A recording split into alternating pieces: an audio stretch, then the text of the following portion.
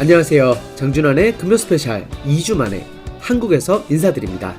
저는 지금 한국 출장 중인데요. 저번주 목요일에 제가 금요 스페셜 페이지에 올린 7년 그들이 없는 언론 현장 인터뷰를 들으신 분들은 이미 알고 계실 듯 합니다. 저번주 금요일에는 트럼프 행정부가 출범했습니다. 그래서 저희 장준환의 금요 스페셜에서는 이번 주 그리고 다음 주 2주에 걸쳐 트럼프 행정부 특집 인터뷰를 준비했습니다.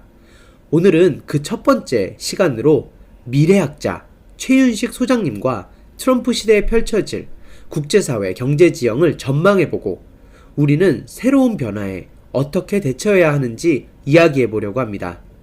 이어지는 2월 3일에는 영국계 기업 엑센트리 천재원 대표님과 천재원 대표님이 직접 만난 트럼프 대통령과 도널드 트럼프 주니어와의 유펜에서의 에피소드를 통해 트럼프 행정부의 경제 정책 방향에 대해 이야기해 보려고 합니다. 오늘 바쁜 시간 내주신 최윤식 소장님께서는 휴스턴대에서 미래학 석사를 하셨고요. 피닉스 대학에서 경영학 박사를 받으셨습니다. 현재는 아시아 미래인재연구소 소장으로 계시고요. 한국 뉴욕 주립대 미래연구원 원장 그리고 미래기획위원회 위원을 역임하셨습니다.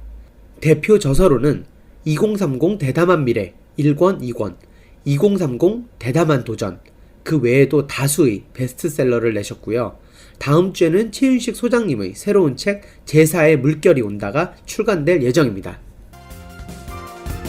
여러분께서는 이브닝 뉴스 2부 장준환 변호사가 진행하는 금요 스페셜을 듣고 계십니다. 안녕하세요. 네, 안녕하세요. 소장님을 잠깐 알아보다 보니까 네네. 미래학자라고 얘기를 하는데 네네. 미래학자라는 건 어떤 건가요? 예, 미래학자 그러면 이제 많은 사람들이 오해하는 것 중에 하나가 뭐 예언가 이렇게 보는데요. 미래학자는 과거 현재에 생성된 지식이나 정보를 기반으로 미래의 또 다른 가능성이 무엇이 있는지에 대해서 연구한다라고 보시면 되고요. 그래서 현재와 다른 미래 위기의 가능성 혹은 기회 가능성이 무엇이 있는지 과학적인 방법을 가지고 연구하고 그 가능성들을 다양한 시나리오 기법을 통해서 펼쳐 보이는, 그래서 쉽게 얘기하면 한마디로 하면 미래에 대한 새로운 영감을 주는 그런 어떤 학자다라고 보시면 되겠습니다. 그러니까 논리적 추론, 확률적 추론 뭐 이런 차이가 있다고 보면 되죠. 네, 아무래도 예언과 논리적 추론에는 네. 당연히 차이가 있는 거죠. 어떤 차이가 있는 건가요? 예언이라고 하면 똑같이 미래를 예측을 하는데 100%의 확률을 가지고 미래를 예측합니다. 그래서 자기가 한 예측이 100% 맞을 것이다 라고 얘기를 하죠. 그런데 사실 뭐 엘빈 토플러를 능가하는 천재적인 미래학자가 나와도 미래를 100%의 확률을 가지고 맞출 수 있는 사람은 없습니다. 네. 그래서 신의 영역이죠. 그렇죠. 그래서 실제로 예언은 종교적 영역 안에서 이루어지죠. 그래서 예언을 하는 사람은 자기가 미래에 대해서 연구를 하지 않습니다. 네. 자기가 메신저 역할만 하죠. 그래서 신이 가르쳐준 미래, 그래서 뭐 계시의 방법이나 혹은 꿈, 예지몽을 통해서 네. 자기가 본 미래에 대해서 메신저 역할을 하는데요. 아, 전달자의 역할을 그렇죠, 하는 전달자죠. 거예요? 그렇게 나온 게 예언 이렇게 보시면 되고요. 네. 현대 미래학에서는 그런 방식 말고 과학적인 방법, 사고의 기술들을 가지고 또 그리고 과학적 툴들을 가지고 그리고 무엇보다도 지식과 정보에 근거해서 미래에 대해서 다양한 가능성들을 논리적으로 그리고 확률적으로 생각해 본다라고 보시면 되겠습니다. 그러면 정확한 데이터가 결국은 생명인 거네요. 그렇죠. 정확한 데이터를 기본으로 해야 되겠죠. 네. 네.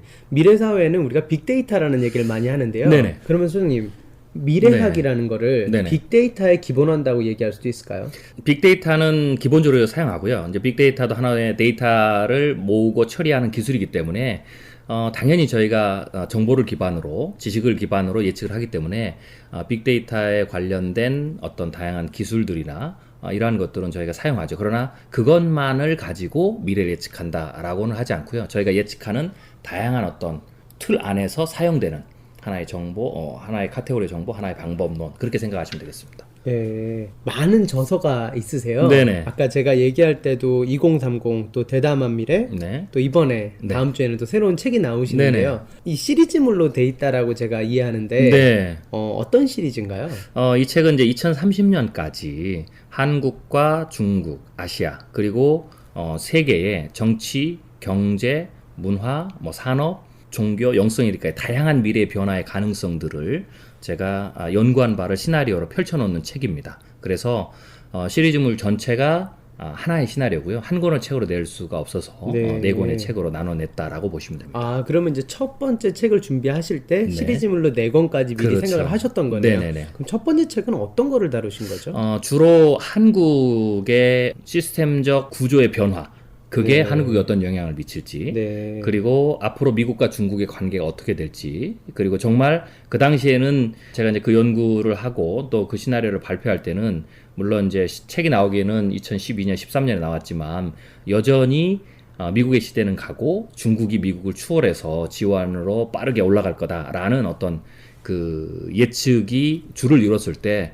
저는 뭐 그것도 하나의 우리가 생각해 볼 수 있는 미래지만 거꾸로 그러지 못할 것. 왜냐하면 2008년 이후에 위기가 오면서 거기에 대처하는 어떤 방법에 따라서 혹은 그 흐름에 따라서 그리고 또 뭐 중국이라는 나라가 성장을 했지만 성장을 계속 이어가기 위해서는 몇 번의 어떤 큰 뭐 부채 딜레버링부터 시작해 여러 가지를 겪어야 되는데 그것을 감안하면 과연 중국이 많은 사람들이 얘기하는 것처럼 미국을 빠른 속도로 추월할 수 있을까라고 했을 때 저는 그것과는 또 다른 미래의 가능성도 생각해 봐야 된다. 뭐 그래서 예를 들면 그 중에 하나가 40년 안에 미국을 추월하지 못할 수도 있다.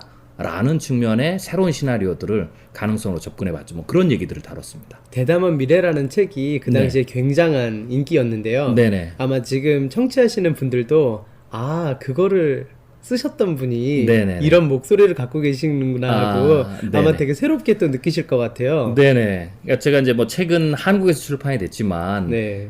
저도 이제 여러 분들이 이야기해 주신 게 미국에 있는 독자들도 제 책을 좀 읽으신 분들이 꽤 되시더라고요. 네, 요즘에는 이제 인터넷 서점도 그러니까요. 많아가지고 네네. 다양한 방식의 구매 방법이 예. 있어서 네. 많은 분들이 사실은 아시는데 저도 이 책을 읽었었거든요. 네네네. 그래서 또 이렇게 뵈니까 네. 또 개인적으로 또 굉장한 영광인데요. 네네. 그럼 이거는 어떤 책이었나요? 이거는 이제 삼성의 미래도 좀 다뤘고요. 물론 이제 일본에서도 삼성의 위기를 다뤘지만 그 부분에 조금 더 또 구체적으로 펼쳐봤고 또 이제 이권부터는 미래 산업에 대해서 좀 많이 다뤘습니다. 네. 우리가 이제 많이 이야기가 되는 미래 산업들이 과연 어떠한 모습으로 펼쳐질지 그런 부분들을 이권에 좀 많이 다뤘죠. 네, 중국에 대해서도 좀 다루셨는데 네네. 중국으로 다루셨던 부분이 2018년이었나 그렇죠? 2019년인가에 위기가 온다라고 네. 그때 예측을 하셨는데 네네. 중국은 이제 대략 현재 상황으로 봤을 때 또 앞으로 펼쳐질 상황들을 봤을 때 2019년 혹은 2020년경에 중국의 상업 영역에서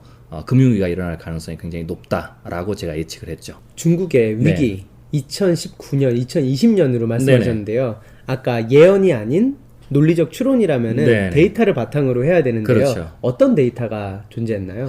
일단 거시적으로는 지난 한 200~300년간 서구 유럽 또 아시아의 다양한 나라들이 경제가 성장했을 때 어떤 패턴을 가졌는지 또 그리고 한 나라가 개발도상국이 자본주의가 들어가서 경제가 성장하면 그 성장하는 데서 나타날 수 있는 다양한 어떤 그 변화들 곡선들 또 기본적으로 신용 창조에 한 경제 성장 시스템을 가지고 있기 때문에 외부든 내부든 자본을 차입하게 되면 부채가 증가하게 되면 그 부채 증가에 의해서 어떤 영향이 있는지 이런 다양한 것들을 다 분석을 했습니다.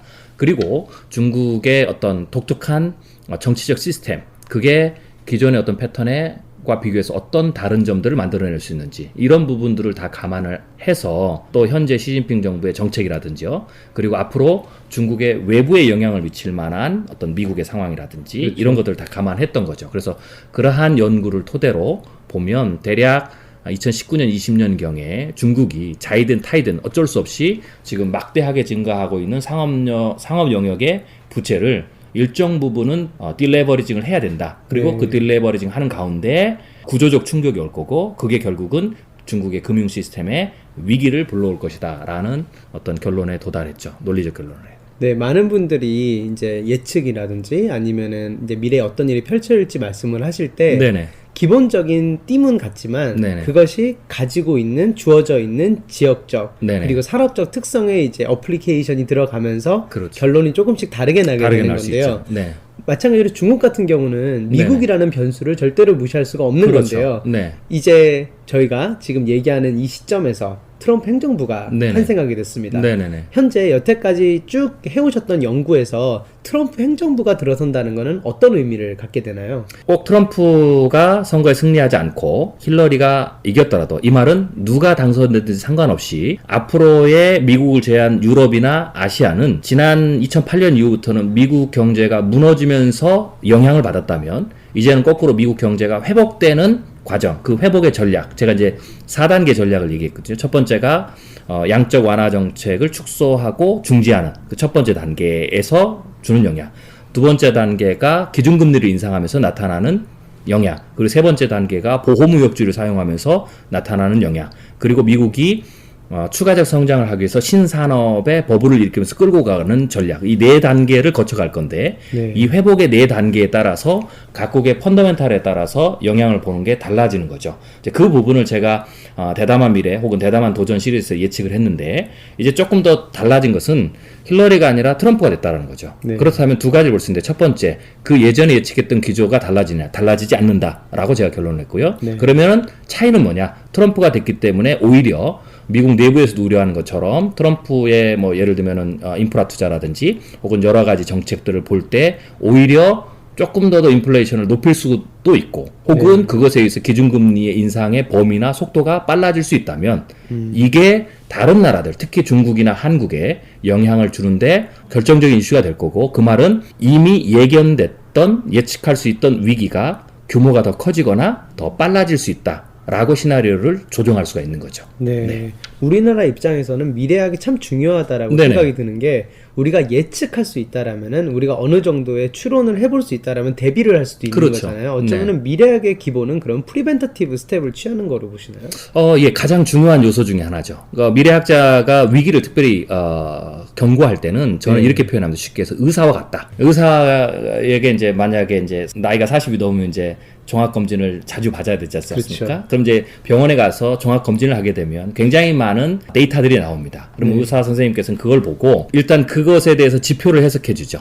그리고는 예측을 해줍니다. 수많은 경험과 이론을 가지고 현재 콜레스테롤 수치 정도 되고 네. 뭐 혈당 이렇게 되고 뭐 여러 가지가 있는데 만약에 이런 거죠. 전질러죠. 이대로 계속 가시면 5년, 10년 후에 이런 문제가 생길 수도 있습니다. 네. 혹은 대장에 용종이 생겼는데 이걸 그대로 방치하시면 몇 년 후에 암이 될 수 있습니다. 네. 라고 이야기를 해주죠. 예측이죠. 그런데 이것은 위협 혹은 협박이라고 사람들은 듣지 않죠. 그렇죠. 그런 것처럼 미래 예측도 그렇게 보시면 됩니다. 그러면은 예를 들면 의사 선생님이 그렇게 얘기하는 거는 우리에게 이대로도 쭉 갈 수는 있지만 지금은 문제 없지만 이런 것들이 예견이 되고 예측이 되니까 현재 상황을 바꾸라는 조언으로 오는 거죠. 그래서 의사 선생님 말씀을 잘 들으면 그 예측됐던 위기가 피해질 수 있는 거고 네. 그렇지 않으면은 실제로 만들어지는 거죠.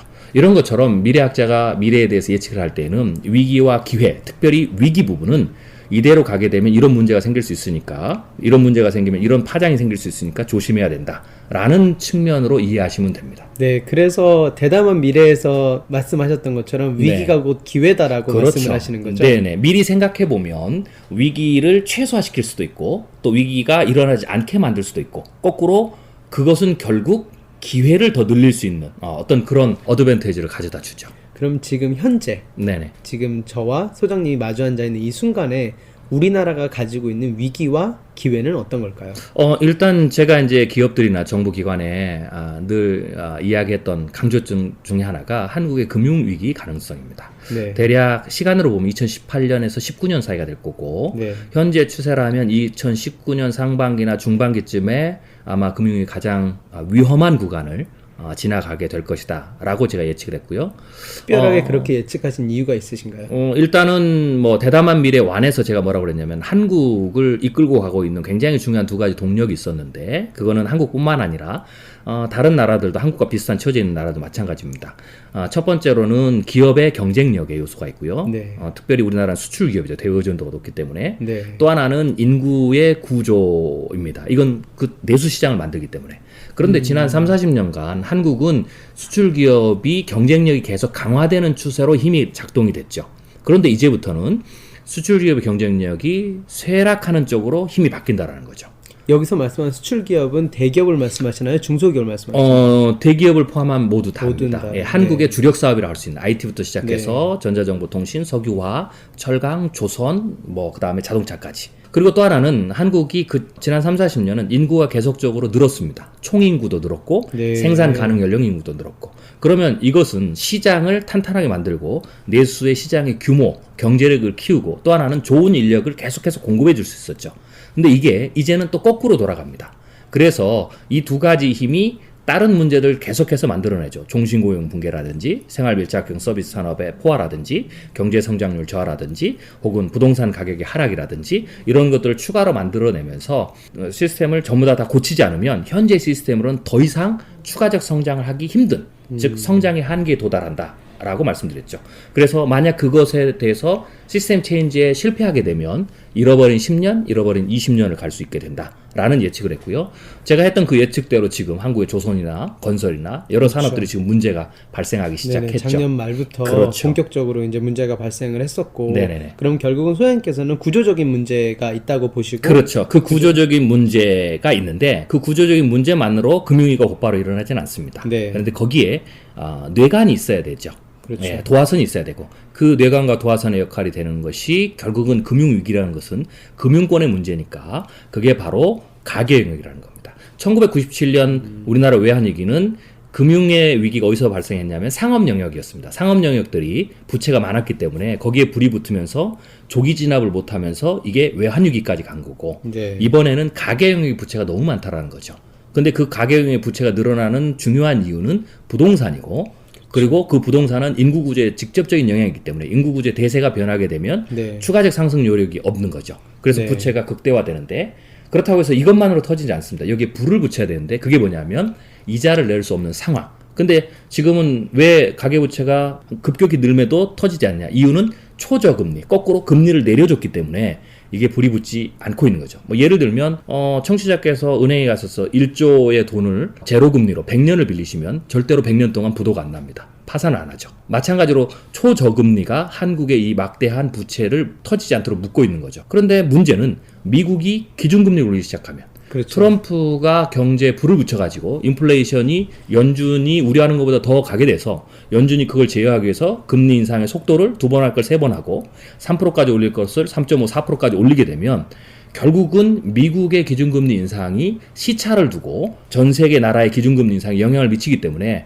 한국은행은 기준금리 올리고 싶지 않지만 왜? 불이 붙으니까. 그러나 결국 미국이 기준금리를 올리게 되면 언젠가는 대략 저희가 이제 예측하기로는 올해 말이나 내년 상반기가 되는데 올리기 시작하면 외부에서 불을 붙이는 거죠. 그렇게 되면 그게 타면서 한국의 시스템적 한계에 있는 그 안에서 숨겨져 있던 수많은 위기들이 불이 붙으면서 터지게 되죠.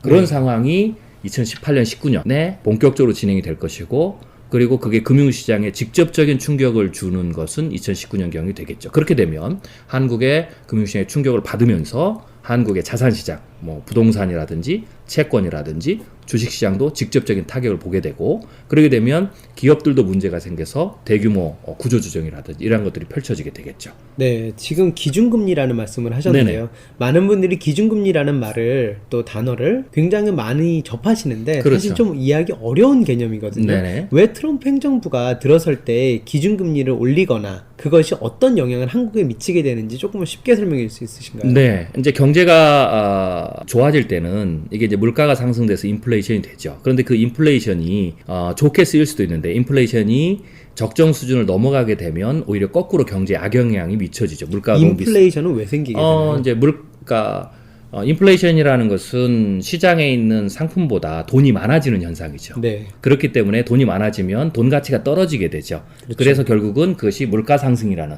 이런 이제 형국을 만들게 되죠. 그러면 네. 그게 물가가 적정하게 상승이 되면 사람들이 경기가 좋아지는구나. 네. 그리고 저 정도는 내가 감당할 수 있어 하고 소비를 되지만 이게 너무 높아지면 위축이 오게 되죠. 네. 그렇게 되면 그것을 조절해야 될 역할을 하는 것이 중앙은행의 역할이죠. 미국의 연준. 네. 그러면 연준이 그걸 조절하는 방법이 여러 가지가 있는데 가장 강력한 수단이 금리를 인상을 시키는 겁니다. 근데 만약에 연준이 그 금리 인상을 실기를 하게 되면 시장이 연준에 대해서 신뢰도가 떨어지면서 거꾸로 시장이 두려워서 시장 금리가 더 올라가게 되는 거죠. 그럼 더 악영향이 되죠. 그래서 결국은 연준은 그 중간에서 시장을 연준이 적절하게 잘 통제하고 물가가 오르더라도 그것은 모든 사람에게 더 유익이 되는 방향으로 오른다라는 것을 해줘야 되기 때문에 거기에 맞춰서 연준이 기준금리를 올리게 됩니다. 그럼 그 기준금리를 올리면 그것에 따라서 상업 영역에 우리가 일상 늘 이렇게 거래하는 은행의 금리가 오르게 되고 거기에 의해서 다른 자산 가치, 뭐 채권이나 여러 가지 영향을 보겠죠. 그런데 이제 미국은 전 세계에서 아주 중요한 경제적인 주요 플레이이기 때문에 미국의 기준금리 인상이 다른 나라에도 영향을 미치죠. 왜냐하면 글로벌로 자본이 흐르기 때문에 거기에 맞춰서 자본이 이동을 돼야 되기 때문에 미국에서 맞춰서 올라가야 되겠죠. 그런 의미에서 한국도 역시 미국의 기준금리하고 연결이 돼 있다라는 거죠. 네. 그래서 그게 바로 시간이 지나면 미국이 금리를 내리면 한국도 내리는 것이 유용하게 되고, 거꾸로 미국이 올리면 어느 순간에는 어쩔 수 없이 올려야만이 추가적인 충격을 맞게 되는 거죠. 한국은 바로 그런 측면에서 내부에 문제가 있더라도 내부에 문제가 있기 때문에 올리고 싶지는 않지만, 예를 들면 올리지 않으면 한국에 들어와 있는 자본이 금리의 매력이 미국에 더 있고, 그렇죠. 돈이 빠지게 되죠. 그렇죠. 그럼 미국의 투자 시장의 매력이 더 있으면 한국에서 빠져나가면서 달러를 바꿔나가게 되면 한국 같은 나라 1기축 통화도 아니고 2기축 통화도 아니고 시장이 5천만 밖에 되지 않고 무역 의존도가 높고 또 자본도 외국 자본 의존도가 높은 데는 굉장히 심각한 타격을 받게 되죠. 그래서 그 부분에 대한, 쉽게 얘기해서 최악을 막기 위해서 차악을 선택할 수밖에 없는 그런 궁여지책으로 갈 수가 있는 거죠. 그게 바로 한국은행이 금리를 올려야 되는, 올리고 결국 금융위기가 예견되지만 어쩔 수 없이 그걸 선택할 수밖에 없는 상황으로 계속 몰리게 되는 거죠. 한마디로 외통수에 갈 수도 있는 겁니다. 네, 그게 이제 차악이라고 표현하시는 그렇죠. 거죠. 네네. 금리가 오른다고 해서 꼭 나쁜 건 아닙니다. 금리가 오를 때 나쁜 건 뭐냐면, 빚을 빌려 쓴 사람은 금리가 오르는 것이 굉장히 리스키하죠. 그러나 그 부채 문제를 2008년부터 미국은 해결을 했기 때문에 금리가 인상되더라도 충격을 받을 사람이 적고요. 또 하나는 금리가 인상이 되면 예를 들면은 은행에다 돈을 맡겨놓고 그 이자의 상승에 의해서 소득을 보는 사람들은 좋아지게 되는 거죠. 네. 그런 부분이고요. 또 하나는 금리가 상승이 되면, 이 말은 뭐냐면 미국 경제가 지금 연준에서도 그렇지만 미국 경제가 더 살아날 수 있는지 살아나지 않는 이유, 혹은 장기적인 침체로 갈 수 있는 요인 중에 하나가 사람들이 돈을 쌓아놓고, 기업도 쌓아놓고 또 은행에다 쌓아놓고 안 쓰기 때문에, 이렇게 되면 문제가 심각해진다. 결국 돈이 나와야 되는데 돈이 돌아야죠. 사람들이 왜 안 쓰느냐? 미국 경제의 미래에 대한 불안감이죠. 근데 금리가 오른다라는 것은 시그널을 줄 수가 있습니다. 이게 미국 경제가 좋아지기 때문에 금리를 올리는 것이기 때문에 미국 경제에 대한 좀 더 좋은 생각을 가져라. 그렇게 되면 소비가 늘 수가 있죠. 그런 측면에서 미국만큼은 금리를 올리는 것이 실보다는 득이 더 많은 상황이죠. 문제는 나머지 나라들이죠. 그렇죠. 왜냐하면 지금 말씀하신 것처럼 시장이 안정됐다라는 시그널을 주기 때문에 네. 돈이 그쪽으로 빠지게 되는 거죠. 그렇죠. 그걸 직접 타격을 받을 거는 역시 해외 의존도가 높은 그렇죠. 네, 한국. 한국인 그리고 중국도 예외가 아니다라는 거죠. 여러분께서는 이브닝 뉴스 2부 장준환 변호사가 진행하는 금요 스페셜을 듣고 계십니다. 중국은 어떤 타격이 있을까요? 중국은 뭐 똑같은 겁니다. 금리가 인상되면 똑같이 중국 자본이 빠지는데, 중국도 지난 1년 동안 1년 6개월 동안 굉장히 많은 자본이 빠졌습니다. 외환보유가 4조 달러까지 찍었다가 3조 달러까지 한 번에 많이 빠졌거든요.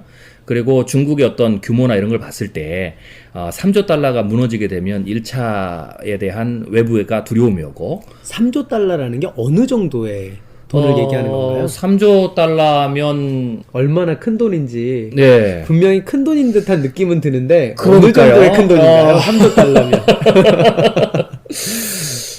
3조 달러면 네. 뭐 대략으로 하면 한국의 GDP의 2.5배.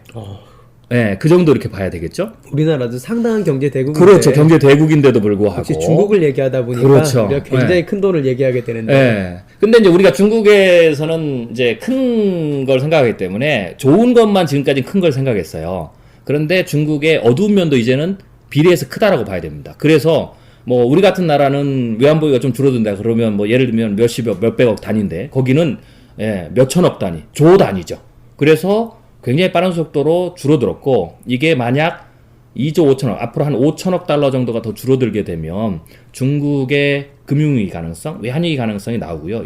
여기서 추가로 5천억 달러, 그래서 2조 달러 선이 붕괴되면 중국은 심각한 상황으로 가는 겁니다. 그래서 중국도 그런 이제 상황이 있고, 근데 이제 문제는 중국도 역시 동일하게 도화선을 붙이는데, 그게 바로 상업 영역, 기업들이 가지고 있는 부채가 크다라는 거죠. 네. 중국의 기업들의 부채는 미국 기업의 전체 부채보다 높고, 아주 그냥 쉽게 비율하면 중국 역사상 가장 높고 인류 역사상 가장 많습니다.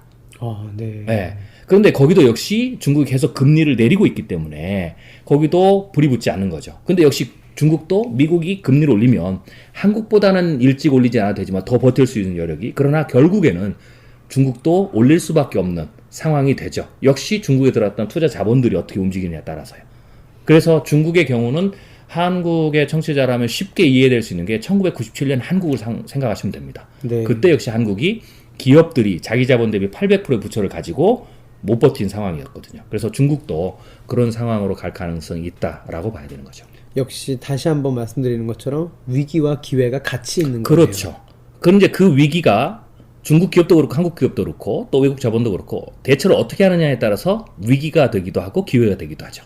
청취자분들은 미국에 계시는데 네네. 저희는 어떤 준비와 어떤 대비와 네네. 기회를 정확하게 잡기 위해서 저희는 무엇을 해야 될까요? 만약에 기업을 하신 분들이라면 네. 한국의 위기, 중국의 위기가 거꾸로 투자에 좋은 기회입니다. 왜냐하면 위기가 발발을 하게 되면 거꾸로 보면 한국이나 중국은 그 위기에서 벗어나려면 결국은 역시 해외 자본들을 유치해야 되고 해외 기업들을 유치해야 되겠죠. 그렇기 때문에 그 상황에서는 예전보다 훨씬 더 좋은 투자적인 조건들을 줄 겁니다. 그렇죠. 네, 그래서 그 기회, 내가 어차피 한국에 투자하고 중국에 내가 기업으로 투자하려고 했는데 지금보다 훨씬 더 좋은 기회, 더 좋은 어떤 오퍼들을 받고 들어갈 수가 있겠죠.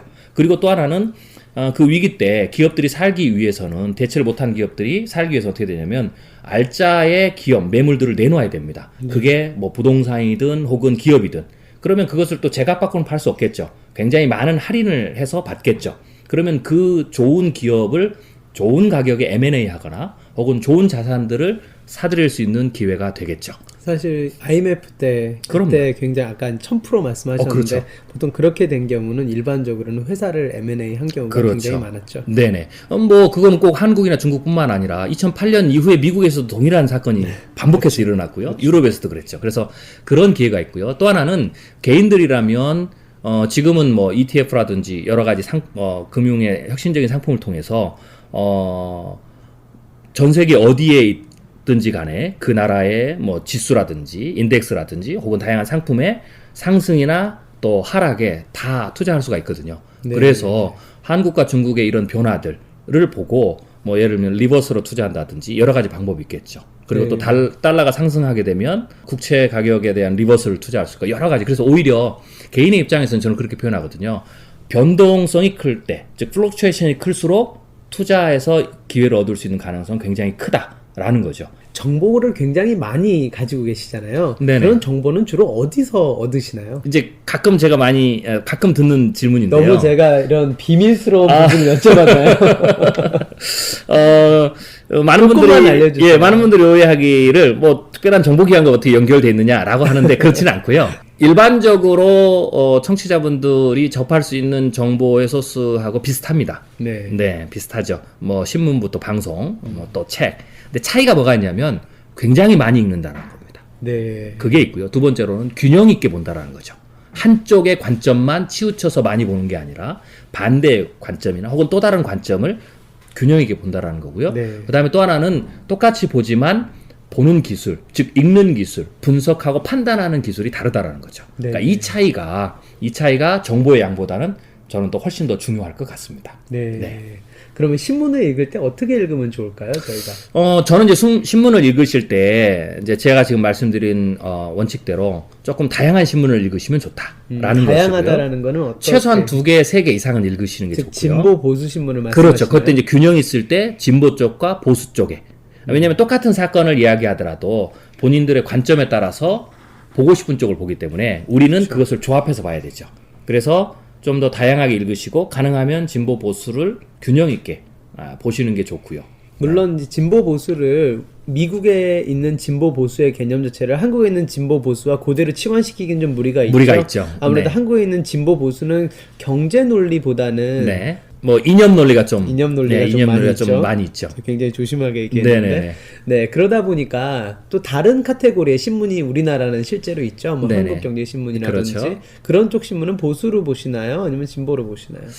뭐 사실 뭐 경제신문은 조금 더 이념적 논리가 좀 약하긴 합니다. 왜냐면 그렇죠. 경제를 다루다 보니까. 그래서 그쪽은 특별히 뭐 진보냐 보수냐라기보다는 조금 한국의 상황을 조금 긍정적으로 보느냐 아니면 조금 위기적으로 보느냐 좀 네. 이 차이가 좀 있다라고 봐야 되겠죠. 아, 조금만 예를 좀 들어줄 수 있으신가요? 일단은 이제 한국의 경제 신문들은 네. 조금 더 친기업적입니다. 그렇죠. 네, 그래서 아마 좀 그런 그래서 부분이 좀 아까 있고요. 제가 그렇죠. 보수라고 그냥 말씀을 드린 것 네네. 같은데 그래서 조금 보수냐 진보냐가 좀 애매하죠. 네. 그래서 오히려 좀 친기업적이다.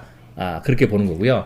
좀 특성은 뭐 일부의 신문이 그러긴 하지만 조금 더 객관적으로 네. 한국의 위기, 경제적 위기나 상황을 보려고 하지만 대체적으로 한국이 지금까지 3, 40년 동안 경제를 성장했고 또 한국의 대표적인 특성 중에 하나가 할 수 있다.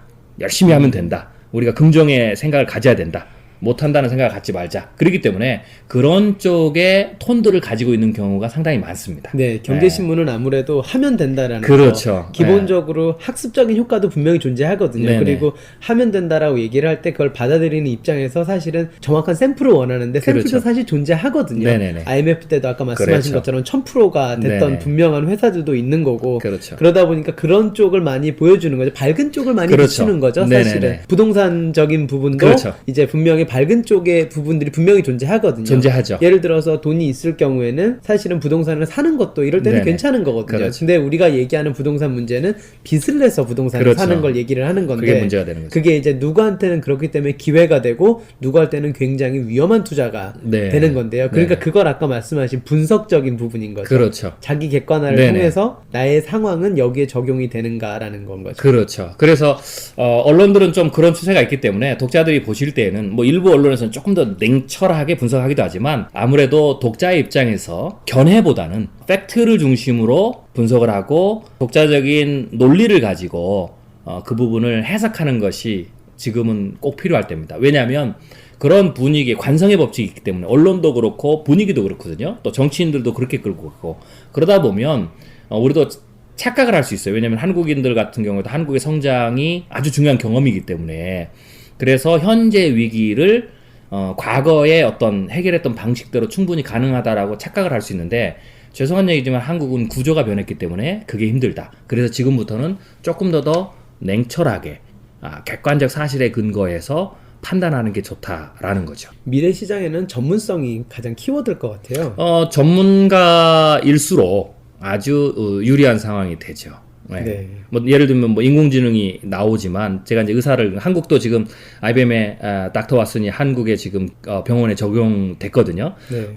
재밌는 사례는 놀랍게도 한국의 사람들이 IBM의 신뢰성을 왓슨의 신뢰성을 더 많이 갖습니다. 그래서 왓슨이 일부에서 이제 설문조사를 했는데 닥터 왓슨이 있는 병원과 없는 병원 어디를 갈 거냐? 닥터 왓슨한테 간다 그러고요.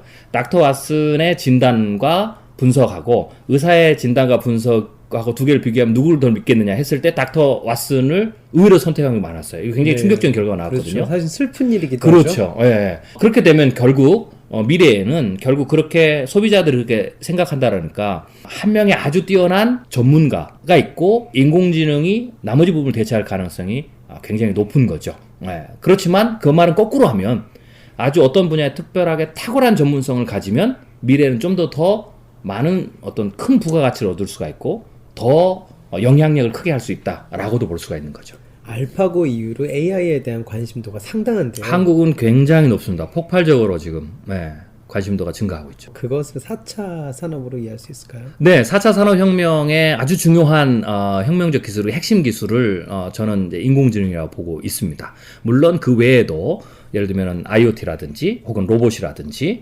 혹은 빅데이터 이런 게 있지만 결국은 인공지능은 인간으로 보면 두뇌고 그렇죠. IoT는 신경망이거든요.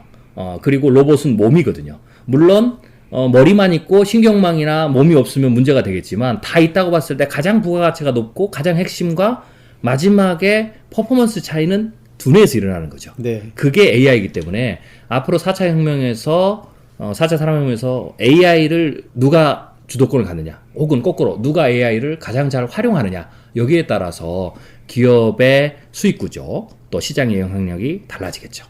가계 AI가 미치는 영향은 어떤 게 있을까요? 저는 이제 개인들에게 인공지능 시대가 무엇을 갖다 주냐라고 했을 때 크게 세 가지를 저는 가져다 준다고 얘기를 합니다. 첫 번째가 지능을 가져다 줍니다.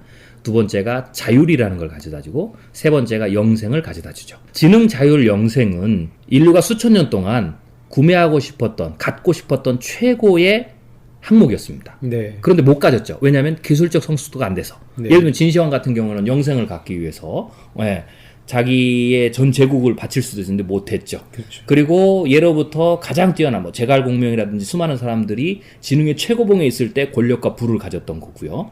이제 이것을 지금은 21세기는 기술이라는 걸 통해서 이제는 사람들이 구매할 수 있게 됐어요. 그래서 지능과 자율과 영생을 구매함으로써 삶의 변화가 일어나는 거죠. 인공지능은 지능을 구매한다라고 보시면 돼요. 그래서 예를 들면 지금까지는 내가 스케줄러에 내가 뭘 하겠다 스케줄만 정해놓으면 알람을 알려줬죠. 알람으로. 네. 알람. 그런데 이제 이게 인공지능이 들어가면 그렇게 되지 않고요. 내가 인공지능이 나의 어떤 행동 패턴이라든지 이메일이라든지 모든 걸 다 분석을 해서 나에게 적절한 스케줄도 제안해주고요. 혹은 내가 뭐 예를 들면은 다음 달에 미국에 출장을 간다. 그러면 언제 티켓팅을 하는 것이 가장 싸게 할 수 있는 예측도 해주고 또 거기에 내가 괜찮다 그러면은 그걸 수행도 해주고요. 여러 가지 일들을 할 수가 있죠. 그런데 중요한 것은 사람이 그걸 구매하게 되면 뭘 갖게 되냐면 그 모든 일들은 인공지능이 나오기 전에는 인간이 직접 자기 두뇌로 했어야 됩니다. 지능을 활용해서. 그런데 이거를 값싼 가격에 구매하거나 혹은 무료로 구매하게 되면 내가 그 일을 안 해도 되죠. 그래서 그렇죠. 지능을 구매하게 되면 나에게는 잉여 지능이 생겨요. 잉여 지능이요? 그렇죠. 내가 그것을 사용하지 않아도 되니까. 그리고 잉여 시간도 생기죠. 네. 그럼 사람은 그 잉여 지능과 잉여 시간을 가지고 내가 더 집중해야 될 곳에다 투자할 수 있죠. 네. 그래서 자기의 퍼포먼스를 늘릴 수 있죠. 이게 개인이 지능을 삼으로써 얻는 이득이에요. 근데 이것이 꼭 지능만이 아니라 자율도 마찬가지예요.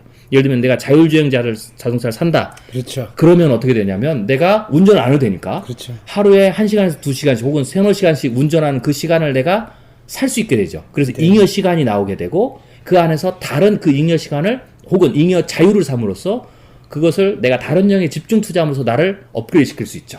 네. 생명도 마찬가지입니다. 영생을 사는데 저는 이제 반영생을 사는 시기 그래요. 그래서 디지털 안에서는 내가 영원히 영생할 수 있지만 내가 다양한 기술을 가지고 100세, 120세까지 건강하게 오래 살 수 있죠. 그럼으로써 내가 좀 더 자율과 지능을 누릴 수 있는 시기를 더 늘림으로써 이게 인간의 삶을 혁명적으로 바꿀 것이다 라고 생각이 됩니다. 네. 그래서 결국은 어떻게 되느냐? 한마디로 말씀드리면 21세기 인간은 20세기 인간보다 훨씬 더 뛰어난 진보를 갖게 된다. 네. 라는 거죠. 그게 개인이 얻을 수 있는 최고의 수혜가 되지 않을까 그렇게 생각합니다. 그럼 한국에서 들으시는 분도 계시거든요. 네네. 그럼 한국에 계신 분들이 네. 이 미래 위기와 기회 어떤 준비하면 될까요? 한국에 있는 청취자라면 일단 수신제가 치국평천하라고 그랬는데 일단은 다가오는 금융 위기에 대한 준비를 하셔야 됩니다. 개인도. 가계부채가 이슈니까요. 그렇죠. 그래서 부채가 첫 번째로는 부채를 더 이상 현 상황에서 늘리지 않는 게 좋으시고요. 부채가 있다면 원금 대비 리스크니까 원금을 줄일 수 있는 방법을 찾으셔야 되고 또 하나는 금융위기가 오게 되면 금융비용이 증가를 하게 됩니다. 그래서 현금 유동성을 높여놓는 게 중요하다라고 그렇죠. 볼 수가 있죠. 그리고 이제 두 번째로는 금융위기도 그렇지만 제4차 산업혁명이 일어나면 산업 전체, 회사 전체에 큰 변화가 있습니다. 이럴 때는 그 준비를 어떻게 하느냐가 향후에 내가 어떤 비즈니스 할 거냐 또 어떤 내가 회사에서 역할을 할 거냐가 달라지는 거죠. 그렇기 때문에 그 4차 산업혁명이 가져올 새로운 산업의 변화 또 세상의 변화에 대해서 좀 관심을 가지시고 공부를 하고 거기에 필요한 나에게 적합한 역량이 뭐냐라는 것을 찾으셔서 위기가 있고 특별하게 여기서는 뭐 도약을 할 수 있는 기간이 당분간 아니거든요. 그럴 때는 그런 미래를 준비하면서 자기 개발을 하시는 것이 아주 중요한 시기다라고 생각이 되고요. 이 모든 것이 다 지나가면 대략 2020년경이면 제가 책에서 예측하는 것처럼 새로운 경제적인 기회라든지 또 새로운 미래 산업이 실제로 나의 피부에 와닿는 그런 시기가 되거든요. 그래서 그때에 내가 다시 재도약을 할 수 있도록 미리 당분간은 준비하시는 것이 가장 필요하다라고 생각됩니다. 마지막에 말씀하시는 건 어쩌면 미국에서 계신 분들한테도 아주 4차 중요하죠. 산업혁명 같은 그럼요. 경우에는 같이 같이 적용되는 적용될 수 개념인 있겠죠. 것 같은데요. 네네네. 그럼 지금 우리가 2020년까지 준비해야 되는 건 굉장히 많은 건데요. 네네네. 특히 AI 관련해가지고 그렇죠. 많은 대비를 하시는 게 네네네. 맞는 거죠. 그렇죠. 뭐 개인이 AI를 개발할 수는 없고요. 네. AI가 이렇게 생각했습니다. AI가 일상화된다면 내가 그것을 활용해서 어떠한 응용의 서비스, 또 응용의 제품, 또 응용에 이득을 얻을 수 있는지를 다양하게 생각해 보시는 게 좋습니다. 그것이 결국 나의 미래에 대한 아이디어가 되겠죠. 네, 트럼프 행정부가 탄생을 하게 되면 분명한 경제 부양책은 나올 거고요. 당연하죠. 그리고 많은 분들이 예측하시는 것처럼 분명히 금리는 오를 올라가겠죠. 거고요. 또한 트럼프가 경제 성장을 하기 위해서 또 미국의 주도권을 계속 잡기 위해서는 미래 산업에 대한 적극적인 지원도 투자가? 네. 할 거죠. 네네. 네네. 어떤 산업에 주로 트럼프 행정부는 관심을 가질 거라고 생각하시나요? 일단은 미래 산업에서 가장 뭐 중요한 게 인공지능하고 또 사물 인터넷, 그리고 로봇 분야, 그리고 바이오 테크놀로지도 마찬가지죠. 그래서 저는 뭐 특별히 어떤 거에 집중하기보다는 미국의 국력이나 재정력이나 혹은 미국이 가지고 있는 기술을 봤을 때 우리가 앞으로 21세기 펼친 미래 산업에 미국은 균형적으로 골고루 다 지원할 가능성이 크고, 단 국가적 지원도 있지만 미국의 스타일 혹은 트럼프가 작은 정부를 지향하거나 또 시장 친화적으로 보고 비즈니스 프렌들리하게 본다면 창의적인 어떤 투자들, 또 창의적인 벤처들, 또 시장에서 그쪽을 끌고 나가는데 오히려 시장을 보호하고 지원하는 쪽에 기회를 좀 많이 줄 가능성이 크겠죠. 뭐 예를 들면 한국은 국가가 주도해서 미래 산업도 가고 룰링을 하지만 미국은 그거 좀 반대의 측면으로 갈 가능성이 크다라고 볼 수가 있습니다. 우리가 미래를 얘기하다 보니까 저는 미래 하면은 젊은 네네. 분들이 많이 떠오르거든요. 네네. 영 제너레이션이라고 네네. 하죠. 어쩌면 지금 말씀하시는 부분이 영 제너레이션에 던지는 메시지가 굉장히 클 것 같습니다. 그렇죠. 네네. 왜냐하면 지금 현재 일어나는 이 일들이 네. 4년 후, 5년 후에는 젊은 영 제너레이션들이 살아갈 시대이기 그렇죠. 때문이죠. 그들이 살아갈 시대죠. 네. 네네. 그러면 그들한테 던지는 네. 메시지 하나 부탁드려도 될까요? 네, 지금 젊은이들에게 제가 던지고 싶은 메시지는 첫 번째, 3, 4년만 지나면 과거에 지난 10년, 15년 동안 이야기했던 미래의 모습이 현실이 될 겁니다. 네. 그래서 그 3, 4년 후에 실제로 현실이 되는 것을 기억해야 되고요. 네. 그 다음에는 단 미래의 산업들 혹은 21세기 새로 펼쳐질 미래는 이제 시작이기 때문에 다양한 가능성이 열려 있습니다. 이럴 경우에는 두 가지 방법이 있는데, 미래가 현실이 돼서 완전히 정착이 되면 내가 거기에 뛰어드는 거. 네. 그게 있고, 그것은 좀 심리적으로는 안정적이지만 큰 티어적이진 기회는 없죠. 않죠. 그렇죠. 대신 젊은이들이라면 대담한 도전을 할 필요가 있습니다. 네. 미래는 인간이 만드는 거기 때문에 내가 아이디어와 개념을 가지고 미국과 같은 나라에서, 기회가 많은 나라에서 내가 적극적으로 도전을 하게 되면 그 미래를 내가 형성해 갈 수가 있죠. 그래서 남이 만든 미래에 내가 들어가게 되면 힘들고 어렵고 부가가치도 크지 않지만, 미래를 내가 만들면 부가가치를 극대화시킬 수가 있고 내가 미래의 시장을 지배하는 사람이 될 수 있죠. 젊은이들은 바로 그런 쪽에서 도전해 볼 만한 가치가 있고요. 이렇게 큰 기회를 얻을 수 있는 큰 도전의 기회는 20, 30년 혹은 30, 40년 만에 한 번 온다. 네. 그래서 지금의 젊은이들은 내 일생에 가장 좋은 혹은 아버지 때보다 더 좋은 시대를 만날 수 있다라고 자신감을 가지면 되겠습니다. 많은 분들이 위기라고 하시는데 지금은 많은 분들에게 기회로 그럼요. 말씀해 주시는 대담한 미래를 보여주신 최윤식 소장님 정말 감사드립니다. 네, 감사합니다. AM 116 K라디오 이브닝 뉴스 2부 시간은